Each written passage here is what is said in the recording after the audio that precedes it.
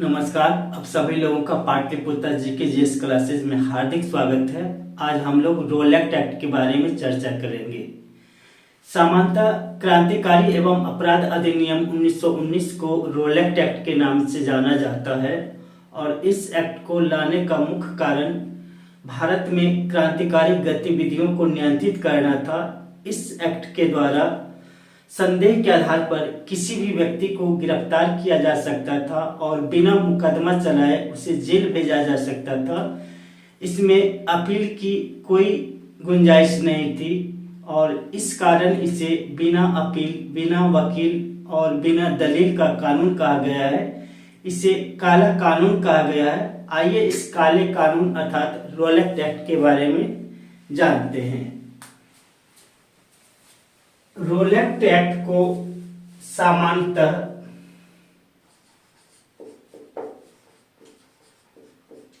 क्रांतिकारी एवं अपराध अधिनियम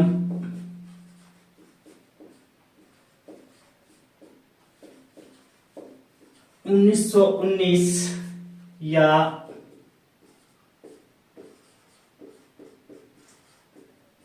The Anarchical and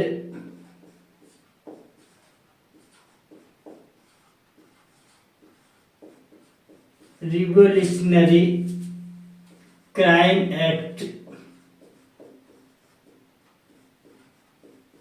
1919 को सामान्यतः रोलेट एक्ट के नाम से जाना जाता है। भारत रक्षा कानून जो 1915 में बना था समाप्त होने को था, अतः भारतीय क्रांतिकारियों को नियंत्रित करने के लिए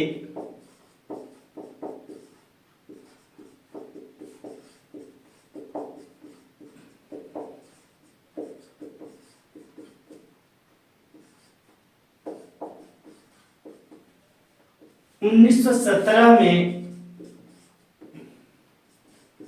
सर सिडनी रोलेट की अध्यक्षता में एक कमेटी का गठन किया गया। इस कमेटी ने 1918 में अपनी रिपोर्ट प्रस्तुत की। रिपोर्ट के आधार पर फरवरी 1919 में 2 विधेयक लाए गए। एक विधेयक को वापस ले लिया गया और दूसरा विधेयक पारित होने के बाद क्रांतिकारी एवं अपराध अधिनियम 1919 के रूप में पारित हुआ। इसे ही सामान्यतः रोलेट एक्ट के नाम से जाना जाता है।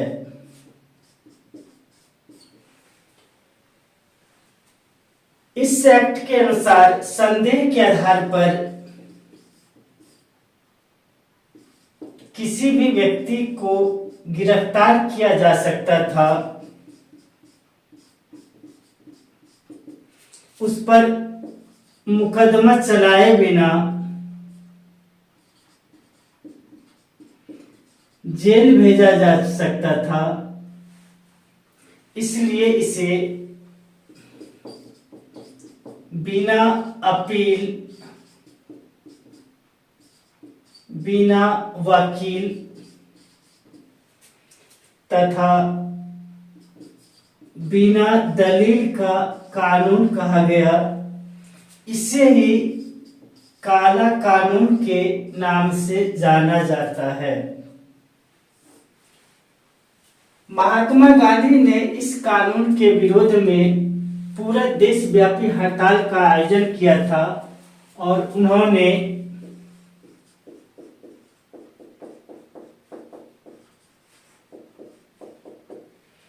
6 अप्रैल 1919 को देशव्यापी हड़ताल का आयोजन किया।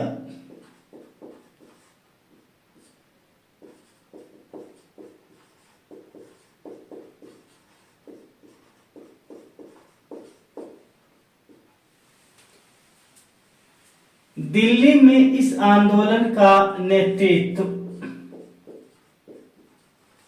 स्वामी श्रद्धानंद ने किया। स्वामी श्रद्धानंद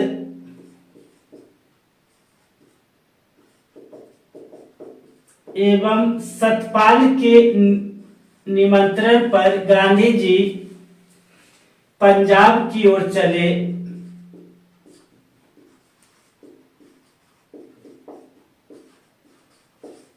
और गांधी जी को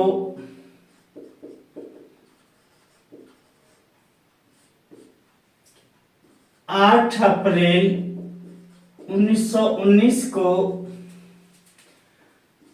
हरियाणा के पलवल नामक स्थान से गिरफ्तार कर उन्हें मुंबई भेज दिया गया। वे किसी तरह अहमदाबाद पहुंचे। इधर 9 अप्रैल 1919 को डॉक्टर सतपाल एवं सैफुद्दीन किचलू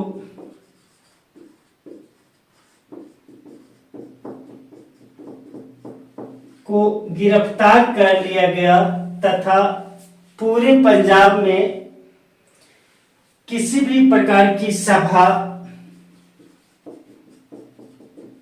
एवं आयोजन पर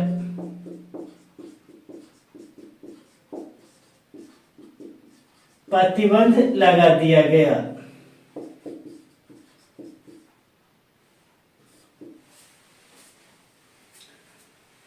आइए एक बार रिकॉल करते हैं। रोलेक्ट एक्ट जो 1919 में लाया गया था, सामान्यतः क्रांतिकारी एवं अपराध अधिनियम 1919 या the anarchical and revolutionary crime act 1919 को रोलेक्ट एक्ट के नाम से जाना जाता है। भारत रक्षा कानून 1915 में बना था कि अवधि समाप्त होने वाली थी, अतः भारत में क्रांतिकारी गतिविधियों को नियंत्रित करने के लिए 1917 में सर सिडनी रोलेक्ट की अध्यक्षता में एक कमेटी का गठन किया गया। कमेटी ने 1918 में अपना रिपोर्ट प्रस्तुत किया और इस रिपोर्ट के आधार पर फरवरी 1919 में 2 विधेयक लाए गए। एक विधेयक को वापस ले लिया गया और दूसरा विधेयक पारित होने के बाद क्रांतिकारी एवं अपराध अधिनियम 1919 के रूप में पारित हुआ और इसी को रोलेक्ट एक्ट या काला कानून के नाम से जाना जाता है। इस एक्ट में संदेह के आधार पर किसी भी व्यक्ति को गिरफ्तार किया जा सकता था और मुकदमा चलाए बिना उसे जेल की सजा दी जा सकती थी। इसमें अपील की कोई गुंजाइश नहीं थी, इसलिए इसे बिना अपील, बिना वकील एवं बिना दलील का कानून कहा गया है। इसे काला कानून के नाम से भी जाना जाता है।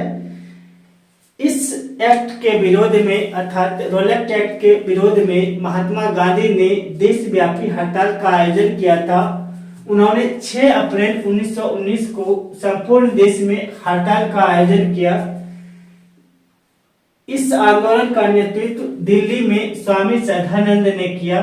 श्रद्धानंद एवं सतपाल के निमंत्रण पर गांधी जी पंजाब की ओर चले, लेकिन 8 अप्रैल 1919 को हरियाणा के पलवल नामक स्थान पर गांधी जी को गिरफ्तार कर लिया गया और उन्हें मुंबई भेज दिया गया। वहां से वह किसी तरह अहमदाबाद पहुंचे। इसी बीच 9 अप्रैल 1919 को डॉक्टर सतपाल एवं सैफुद्दीन किचलू को गिरफ्तार कर लिया गया और पंजाब में किसी भी प्रकार की सभा एवं आयोजन पर प्रतिबंध लगा दिया गया। लेकिन इसके बावजूद 13 अप्रैल 1919 को पंजाब के अमृतसर के जालियांवाला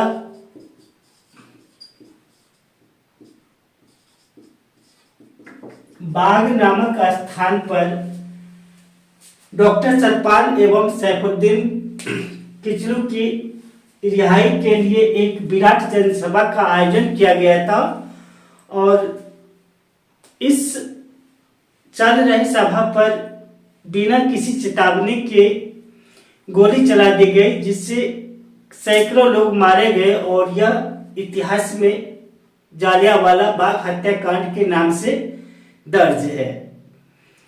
इसी के साथ मिलते हैं अगले वीडियो में जालियांवाला बाग हत्याकांड के साथ।